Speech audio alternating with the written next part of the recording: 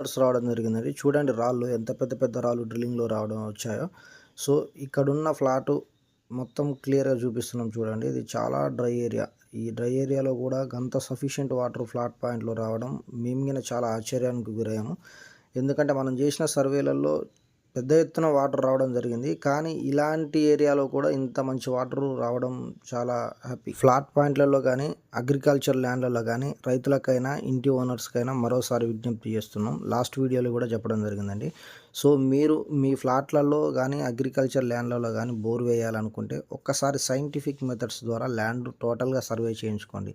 ఎందుకంటే సైన్స్ చాలా అభివృద్ధి చెందింది కాబట్టి సైంటిఫిక్ మెథడ్స్ ద్వారా సర్వే చేయించుకొని ఆ భూమిలో ఏమైనా ఫ్రాక్చర్స్ ఉన్నాయో లేవో మా దగ్గర ఉన్న మిషనరీ ద్వారా సర్వే చేసి ఆ ఫ్రాక్చర్స్ ఎన్ని ఫీట్లలో ఫామ్ అయినాయి అనేది మేము ఐడెంటిఫై చేసి మీకు రిపోర్ట్ పంపించడం జరుగుతుంది. ఆ రిపోర్ట్ ఆధారంగా మీరు బోర్ డ్రిల్ చేసుకోవచ్చు.